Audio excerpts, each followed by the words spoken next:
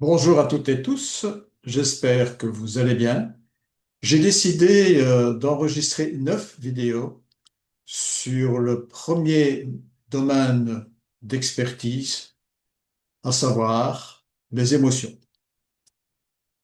Je commencerai cette première vidéo en tout simplement vous poser une question, c'est comment vous sentez-vous? Est-ce que vous êtes bien dans vos baskets? Et donc, je vous propose d'entamer le contenu de cette première vidéo en vous posant tout simplement la question, est-ce pour vous important d'exprimer vos émotions et pourquoi? Deuxième question, qu'est-ce qui fait que l'on vit une émotion? Qu'est-ce qui déclenche un état émotionnel? Tout compte fait, mais comment cela fonctionne? Eh bien, il y a, première chose, c'est une situation que l'on vit seul ou que l'on vit avec d'autres personnes. Et c'est la perception et l'interprétation, et j'insiste sur ces deux mots, c'est la perception et l'interprétation que nous avons de la situation que nous vivons seuls, se remémorer une situation qui enclenche les émotions, ou vis-à-vis d'une personne avec laquelle nous nous trouvons. Donc c'est une situation pour laquelle nous avons une perception, et de cette perception, de cette interprétation, nous avons tout simplement une réaction émotionnelle. Une situation, une perception, interprétation, une réaction émotionnelle. Mais comment s'exprime justement une émotion? Ben, certainement que vous connaissez autant que moi, c'est qu'elles sont visibles déjà. Elles sont liées à des mouvements, des expressions. Elles sont perçues par la personne elle-même et par les autres. Et qu'est-ce que l'on voit physiquement? C'est qu'il y a une contraction musculaire. Il y a, et vous avez déjà vécu des émotions, une accélération du rythme de la respiration. On sent son cœur qui palpite, comme on dit si bien, et on arrive à transpirer. Voilà, ça, ce sont des marques extérieures qui prouvent que l'on vit une émotion. Et alors, les émotions, on peut les classer en deux catégories.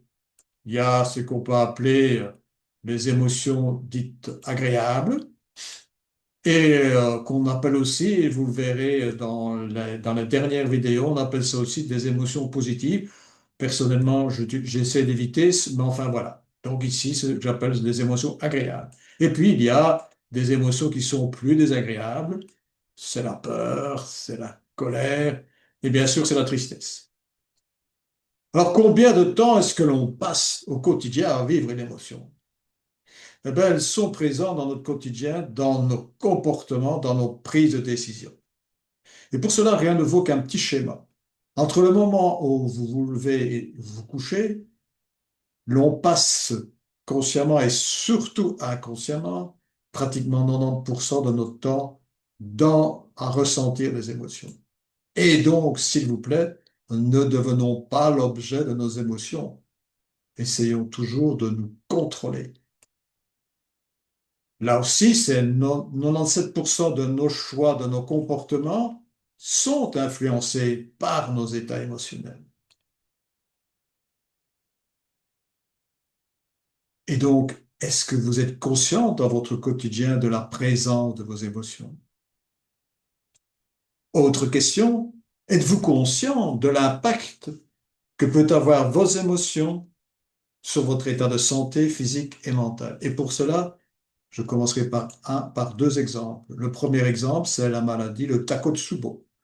La maladie des cœurs brisés qui n'a rien de sentimental, comme vous pouvez le voir sur le schéma, qui concerne malheureusement plus de femmes que d'hommes et qui est due à un choc émotionnel intense et qui peut déboucher sur une grève du cœur. C'est vous dire l'importance de cette maladie. Et récemment, en 2021, pardon, il y a eu un article apparu dans la presse et qui disait qu'il y avait une recrudescence de cette maladie. Il y a aussi un livre que je fais toujours référence, c'est dans son dernier livre, La vérité sous le cancer, vous n'aurez plus jamais peur. Le professeur David Kayat, un éminent cancérologue, établit le lien, pardon, entre les émotions et l'évolution du cancer. Et donc, j'en arrive à une conclusion importante que je cesse de dire. Tout ce qui ne s'exprime pas, n'oublions pas, elle s'imprime dans notre corps. Autre question, mais d'après vous, est-ce que l'on peut identifier au niveau du corps l'expression d'une émotion? Eh bien oui, des chercheurs finlandais ont pu démontrer que les émotions étaient parfaitement identifiables dans notre corps et pouvaient même être topographiées. Et pour cela, ils ont demandé à 700 personnes de participer à une étude où ils s'engageaient à regarder des images ou des vidéos destinées à éveiller chez elles des émotions. Il leur était ensuite demandé de présenter sur un schéma corporel les parties du corps qu'ils estimaient être suractivées ou bloquées en fonction de l'image présentée. Et voici ce que ça a donné comme résultat. Première chose, les couleurs chaudes comme le rouge, le jaune désignent les zones du corps suractivées par l'émotion. Et là, un exemple parmi tant d'autres que je pointe, la joie. Et l'autre partie, les couleurs froides comme le bleu, le noir, désignent les zones du corps dont l'activité s'affaiblit ou ralentit avec les émotions. Et là, je pointerai tout simplement la dépression. Autre question que je vous pose, si l'on vous dit qu'une émotion peut se transmettre comme un virus, qu'en pensez-vous? Eh bien si, et je vais vous le montrer. La transmission d'une personne à l'autre, c'est comme un véritable virus. De la même manière qu'un virus, les émotions peuvent circuler parmi les individus jusqu'à atteindre des groupes entiers. Une seule personne porteuse de stress ou de colère peut modifier l'état émotionnel de tout un groupe. Ce phénomène s'opère aussi bien dans la vie privée que dans la vie professionnelle. Transmission d'une personne à une autre, des recherches montrent à cet égard que les émotions, qu'elles soient agréables ou désagréables, passent facilement d'une personne à l'autre sans que celle-ci se rende compte. Prenez comme simple exemple un collègue, vous aurez vite compris.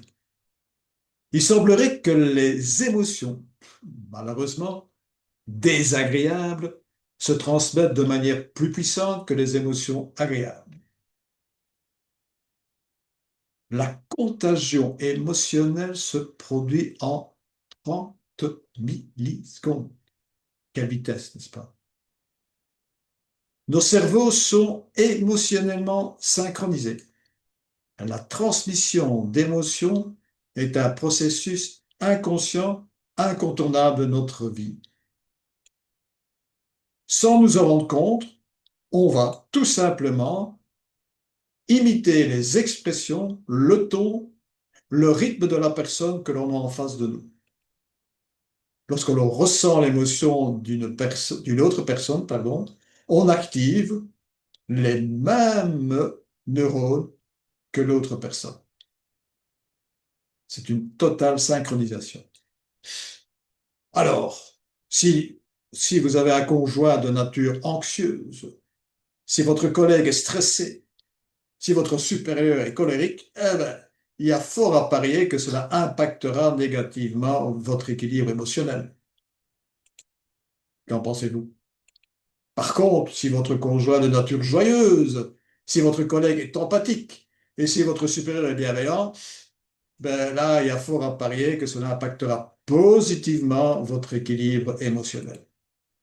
Qu'en pensez-vous? Repensez à des situations que vous avez vécues. Et donc, êtes-vous conscient que vos états émotionnels se transmettent aux personnes de votre entourage? Que les émotions des personnes que vous côtoyez peuvent vous impacter?